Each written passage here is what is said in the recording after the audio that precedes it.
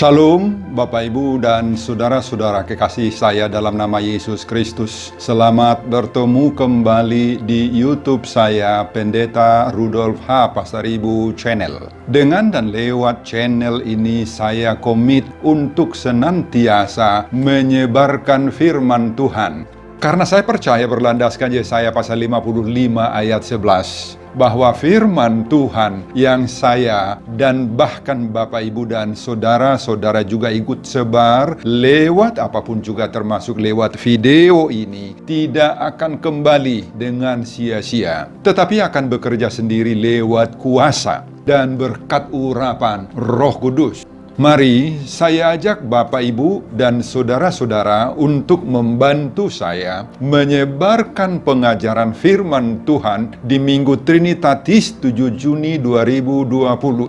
Khotbah terambil dari Kejadian pasal 1 ayat 26 sampai dengan ayat 31 dan pembacaan atau epistel terambil dari Yohanes pasal 1 ayat 29 sampai dengan ayat 34. Diikat dengan topik kemuliaan Allah atas ciptaannya. Dalam bahasa Batak disebut hamuliaon ni Jehovah di akka na tinopana. Saya baca untuk kita simak pembacaan firman Tuhan berikut ini.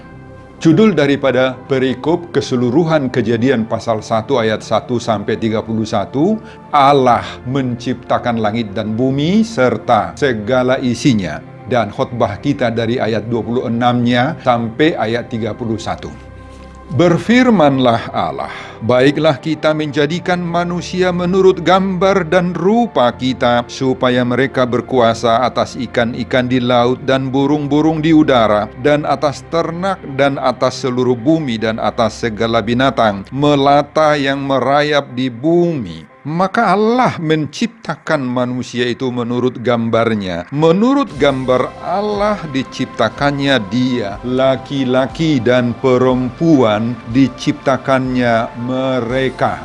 Allah memberkati mereka. Lalu Allah berfirman kepada mereka, beranak cuculah dan bertambah banyak, penuhilah bumi dan taklukkanlah itu.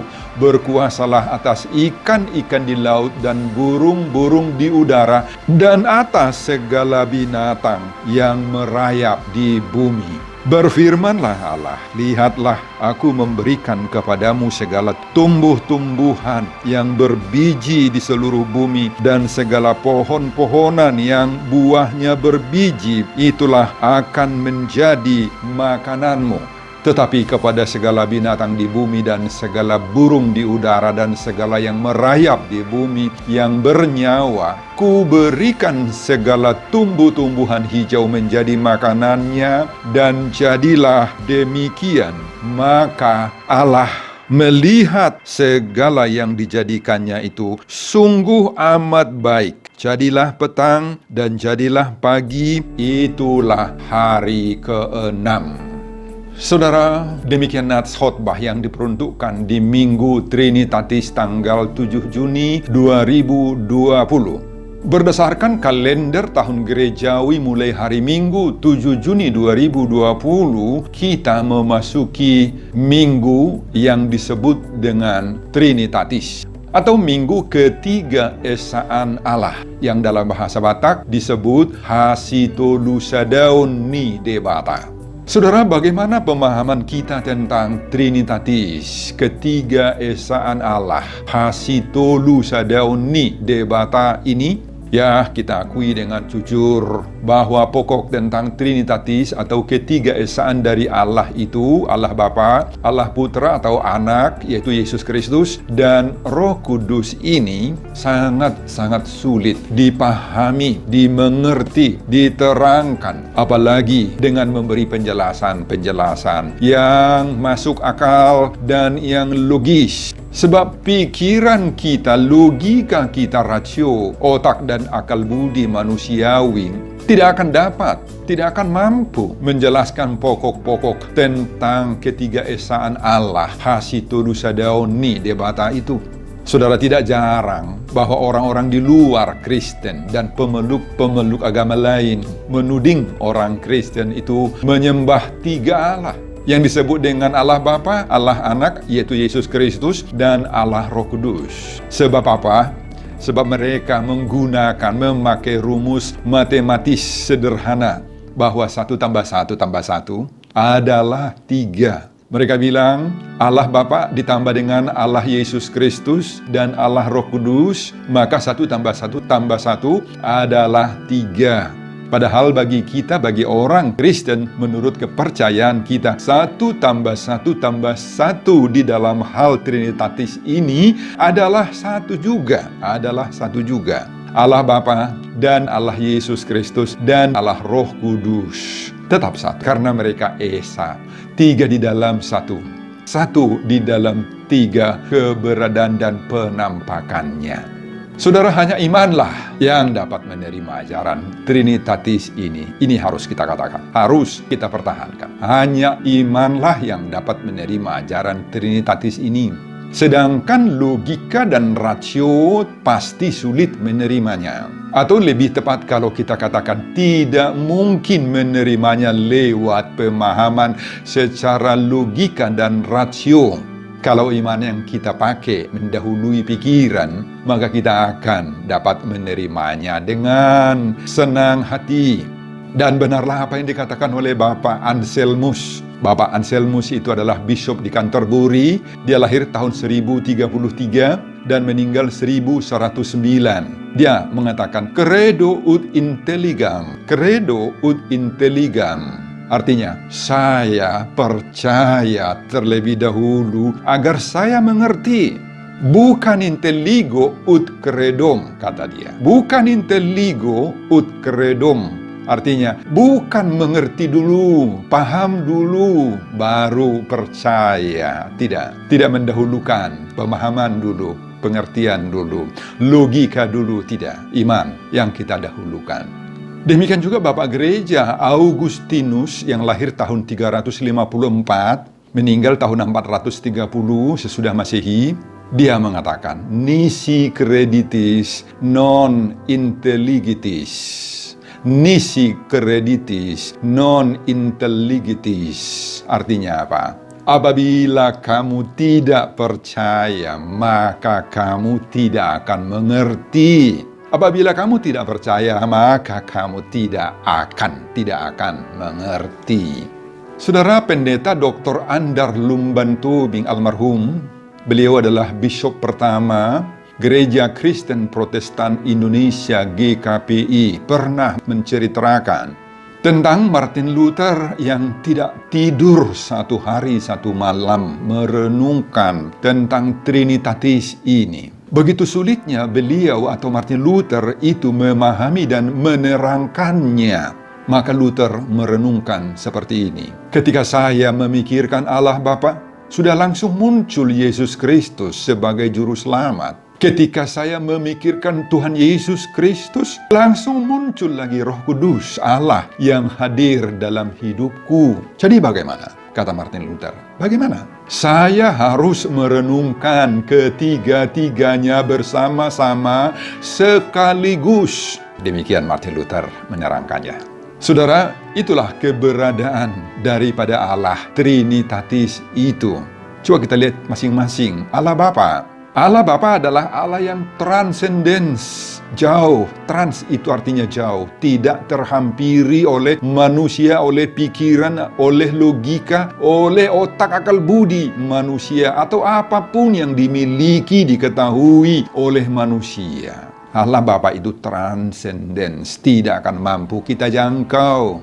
Allah Yesus Kristus, yaitu anak, dialah Allah yang immanens, yang dekat, yang hadir, yang bersama-sama dengan manusia di bumi ini. Dialah yang menurut Yohanes pasal 1 ayat 1 dan ayat 14, dialah Allah yang adalah firman dan yang menjadi manusia, menjadi daging, berdiam bersama-sama dengan manusia selama 33,5 tahun. Jadi Allah yang jauh tadi, yang transcendence, menjadi Allah yang immanens, yang dekat, yang bersama-sama dengan manusia. Kemudian Allah Roh Kudus, dialah Allah yang sekarang menempati, yang tinggal berdiam di dalam hidup saya, di dalam hidup manusia, yang menempati tubuh dan dagingnya manusia, yang tinggal di rumahnya manusia, yang tinggal bersama orang-orang percaya kepada Yesus Kristus itu. Saudara-saudara, itulah keberadaan dari ketiga-tiga Allah Trinitatis itu.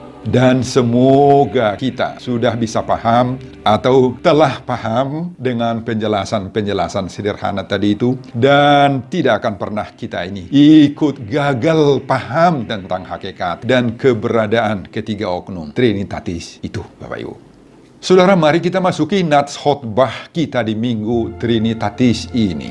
Pada awal kalimat ayat 26 disebut di sana, berfirmanlah Allah. Saudara, mulai dari ayat 2 sampai dengan ayat 29 pasal 1 ini, kita menemukan 9 kali rumusan kalimat yang mengatakan, berfirmanlah Allah.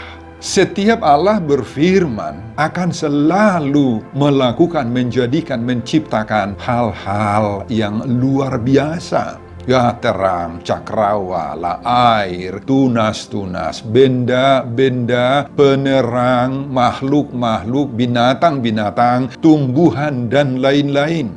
Itu menunjukkan betapa luar biasa, hebatnya kuasa firman daripada Allah ini. Nah, timbul pertanyaan, apakah firman? Apakah firman? Firman bukan hanya sekedar kata-kata, suara, kalimat-kalimat yang diucapkan oleh Allah sendiri. Pada Yohanes pasal 1 ayat 1 disebut, pada mulanya adalah firman. Firman itu bersama-sama dengan Allah, dan firman itulah Allah. Jadi firman itu, Bapak Ibu, adalah pribadi, diri, person, kuasa, power daripada Allah sendiri. Ayat 14-nya disebut, dan firman itu menjadi manusia. Itulah Yesus Kristus, Allah Trinitatis yang kedua. Jadi saudara, percayailah firman Allah itu. Percayailah. Karena firman Allah itulah kuasa. Tidak hanya sekedar memiliki kuasa. Tidak. Dirinya sendiri adalah kuasa, adalah daya, adalah kekuatan. Jadi tidak hanya sekedar bahwa firman itu mempunyai, bukan mempunyai. Justru firman itu sendiri, dia sendiri, itulah kuasa itu. Itulah daya, itulah kekuatan Allah itu.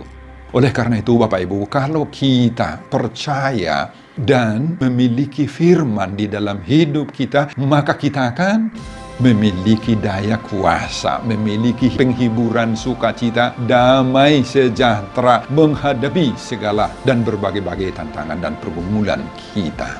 Kemudian disebutkan tadi, baiklah kita menjadikan manusia. Baiklah kita menjadikan manusia. Saudara, ini sangat penting. Baiklah kita menjadikan. Inilah keputusan agung dari Allah untuk menjadikan manusia. Jadi Allah terlebih dahulu merancang, memprogram, merencanakan pengadaan manusia ini. Sekali lagi, pengadaan, saya pakai kata pengadaan manusia ini.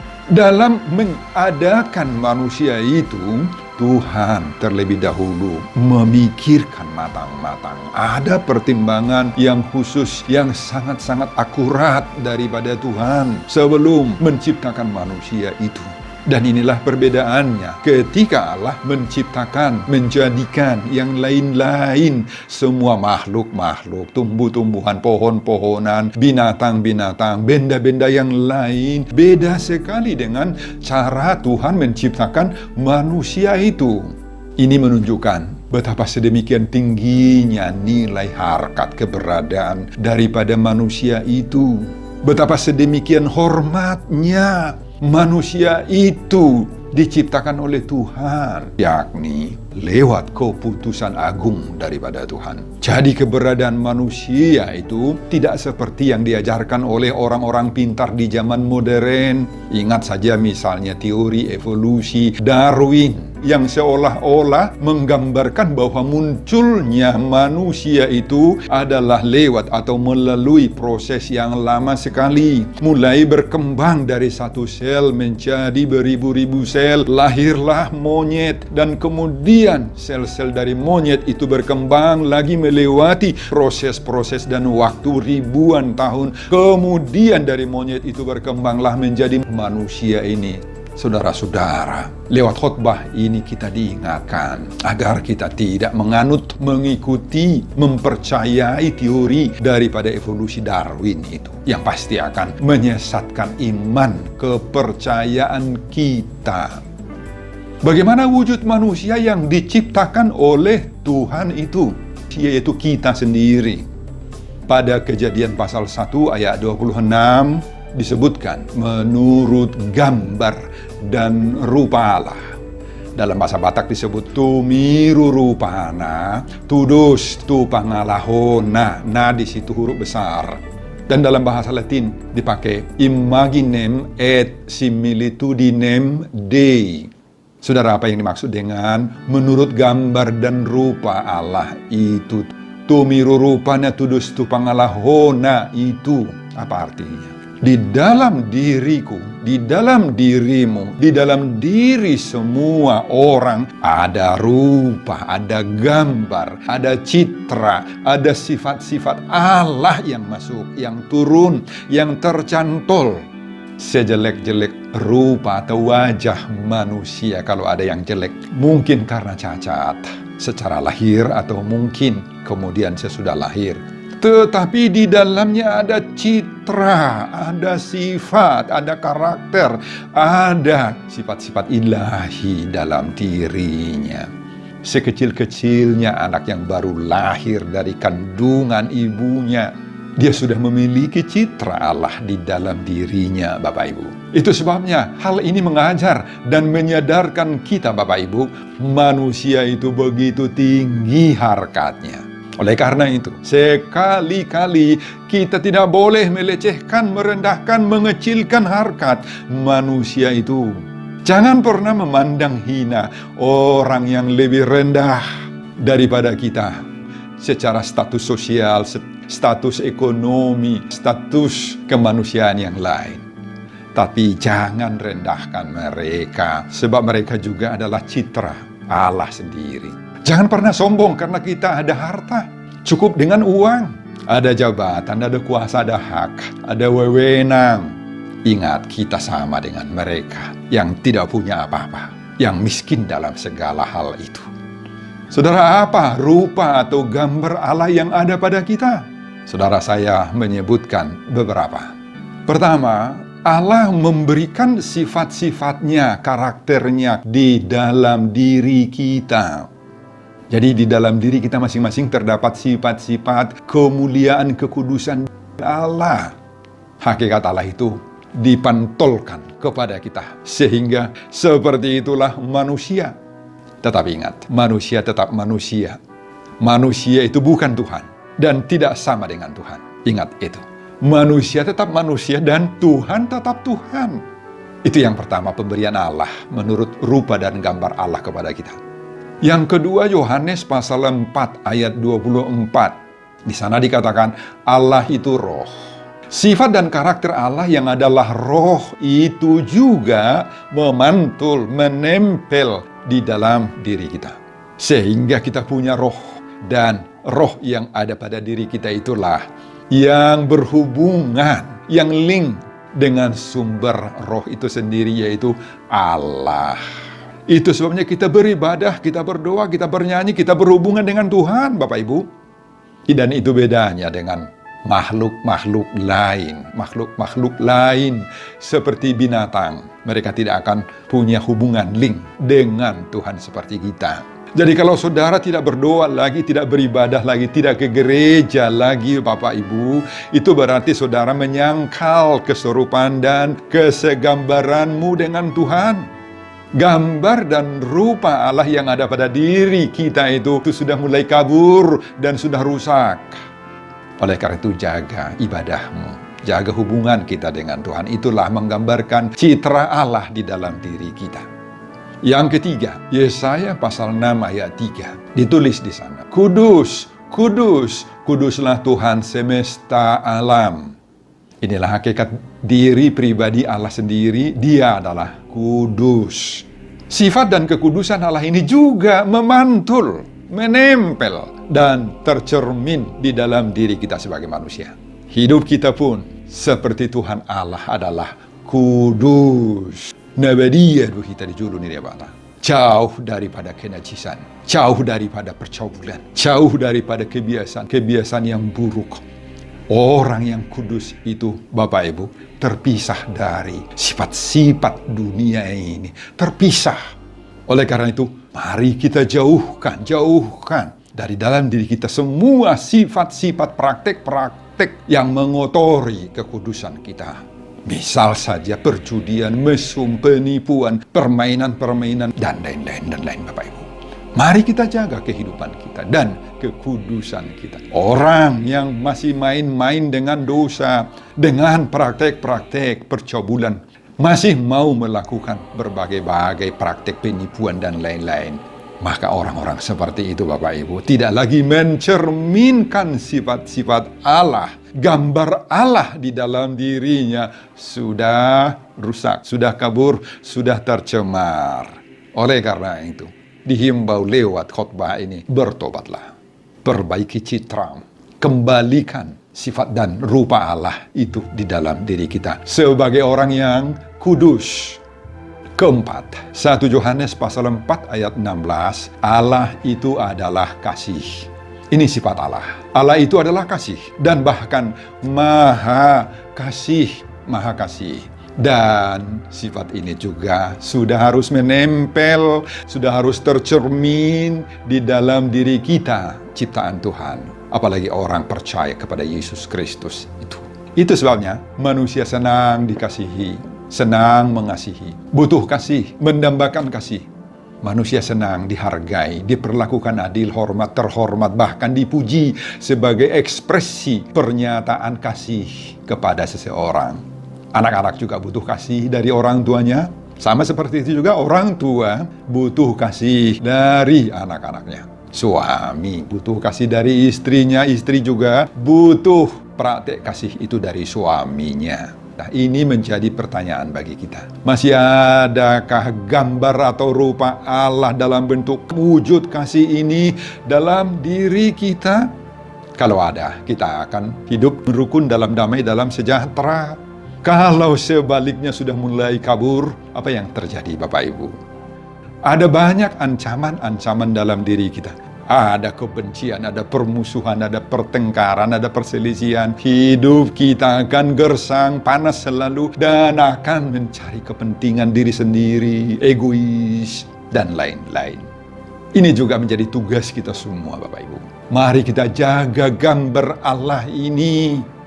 Banyak unsur, banyak pengaruh, banyak hal-hal yang berusaha merusak gambar Allah dalam hidup kita ini. Kasih dalam diri kita. Semuanya itu harus kita pelihara, kita jaga dengan baik-baik. Dan saya sengaja juga berbicara kepada pemuda dan pemudi yang belum menikah. Lihat, cek, teliti dahulu apa masih ada gambar Allah, rupa Allah dalam dirimu sendiri. Dalam diri calonmu, calon istrimu, calon suamimu. Bahkan, lihat juga di dalam diri calon mertuamu itu. Jangan lihat dulu isi kantong dia, pekerjaan dia, apakah kaya atau miskin. Jangan itu dulu lihat. Jangan tergoda dulu dengan rupa, dengan wajah, dengan penampilan. Gantengkah kalau dia laki-laki? Cantikkah kalau dia perempuan? Memang itu perlu. Tetapi tidak menentukan, saudara-saudara. Yang penting adalah, adakah gambar rupa Allah di dalam dirinya? Dalam dirinya, itu yang menentukan, saudara-saudara. Kemudian pada ayat 28 disebut Allah memberkati. Saudara, tidak disebut di situ Allah memberi perintah, berkembang biaklah, bertambah-tambahlah. Itu bukan perintah, itu bukan tugas, tetapi itu adalah berkat dan suruhan. Apa isi berkat itu? Berbiaklah, 1. Berkuasalah. 2. Isi daripada berkat itu, Bapak Ibu. Saudara, kita harus menyadari bahwa beranak cucu, melahirkan itu adalah berkat, adalah anugerah daripada Tuhan. Oleh karena itu, kalau saudara pendengar khotbah ini ada pasangan-pasangan yang belum dikaruniai Tuhan anak cucu, belum punya keturunan, jangan bersedih, jangan putus asa dulu. Tuhan belum mengizinkan saudara memanfaatkan, mendapatkan berkat untuk beranak cucu itu. Belum. Dalam Mazmur pasal 127 ayat 3b disebut buah kandungan adalah upah. Buah kandungan adalah upah. Kata upah di situ lebih tepat diartikan sebagai distribusi, penyaluran. Jadi distribusi Allah itu belum sampai kepada saudara. Oleh karena itu mintalah terus. Dan jangan putus-putusnya berdoa meminta kepada Tuhan supaya distribusi, penyaluran daripada berkat untuk mendapatkan anak-anak itu, kandungan itu tiba kepada saudara. Kemudian berkat yang kedua dari kepada manusia diberi Tuhan, mandat, hak, dan kewajiban untuk memelihara alam semesta dan isinya. Baik ikan di laut, burung-burung di udara, binatang yang melata di atas bumi.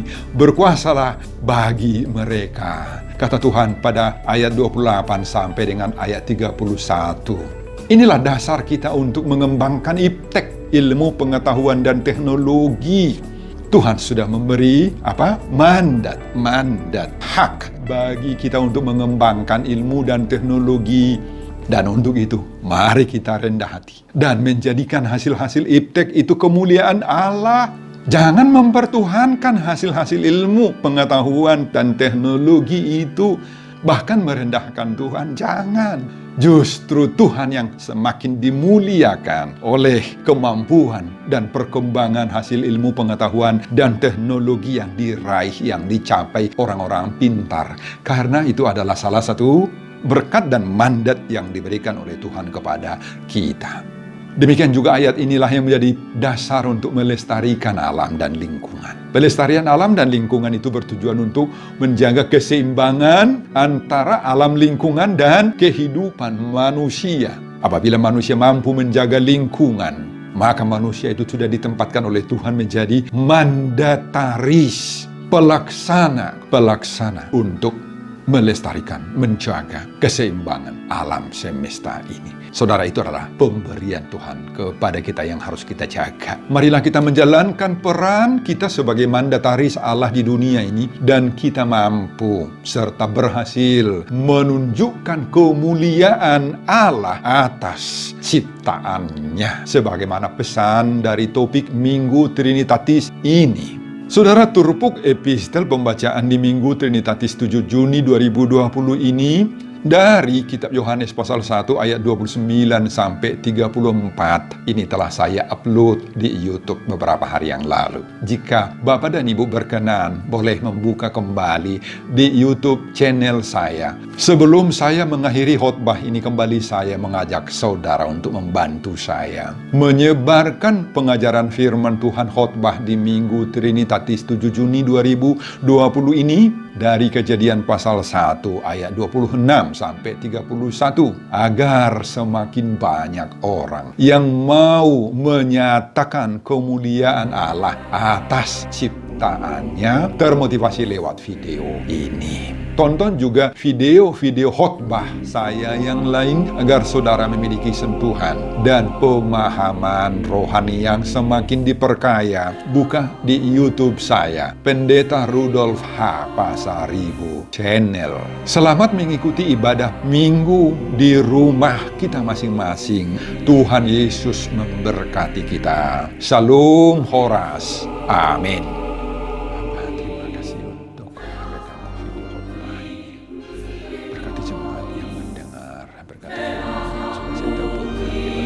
Berkati